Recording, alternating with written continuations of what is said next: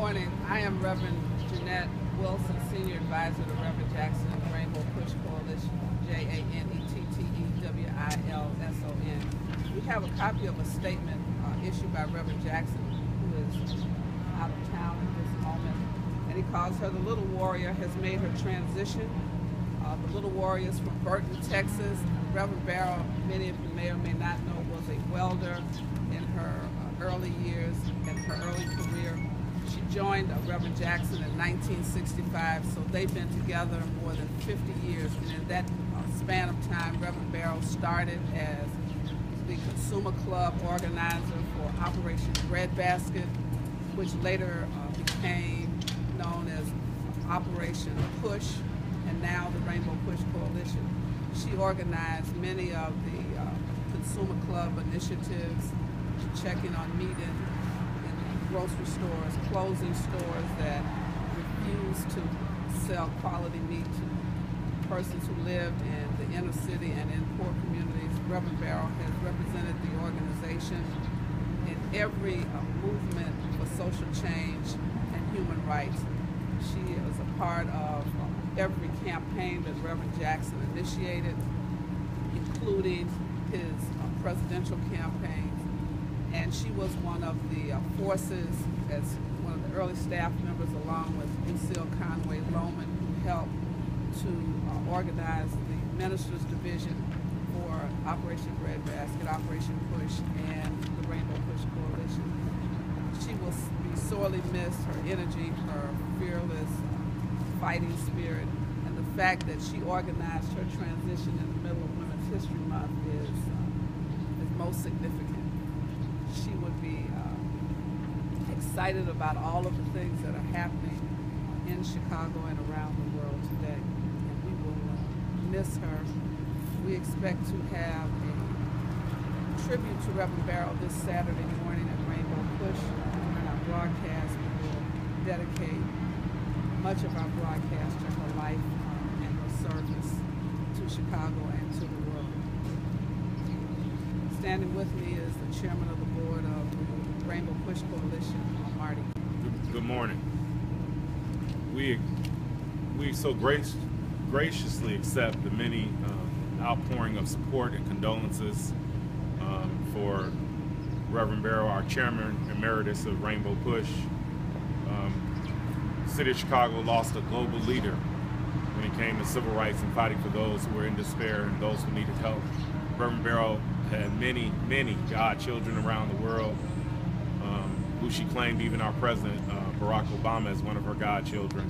The White House has offered their condolences, but so many others across the nation have called to speak on Reverend Barrows' passing and her transition, and we are just grateful for the life of service that she's led here. It's fitting that we think that's appropriate. She was a leader of our city and a leader of our nation.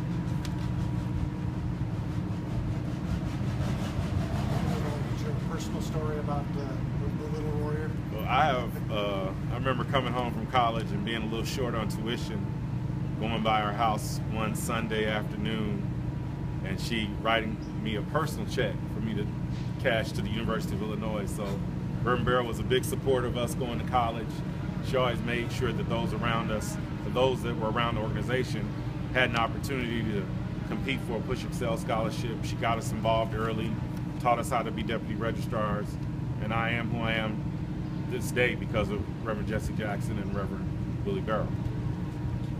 I think one of the most interesting things about Reverend Barrows was Saturday Morning Forum, how she could energize and motivate a community of people who assembled for a service to hear some words of encouragement and get a report on what was happening in the community. And Reverend Barrows was the one that would lead us out to marches to shut down AMP, to shut down the different stores that refused to open up for black scavengers, that refused to sell fresh meat to people of color and people who were poor. And so I just remember how she could motivate a crowd and challenge people and make you walk. You felt like if you didn't do what Reverend Barrows said, there was something very wrong with you. And she did it week after week, day after day. she was resilient, and she just never lost that fighting spirit, even until last night. You could see that fighting spirit within her, even as she was making her transition. And as I said, she organized her transition to fit within Women's History Month, and that we will remember her every year this time, the work and what she organized the National Political Congress of Black Women.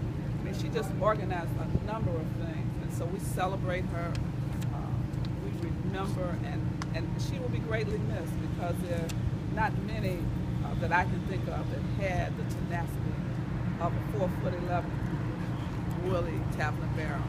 And she lived long enough to see the African Americans to go into Congress. She organized through the South. She was a part of the Southern Crusade that Reverend Jackson initiated, voter registration in '83, long before President Obama was even thought about. She was in South Africa when Nelson Mandela walked out of prison. So Reverend Barrows has been on the cutting edge of every movement for change in her lifetime.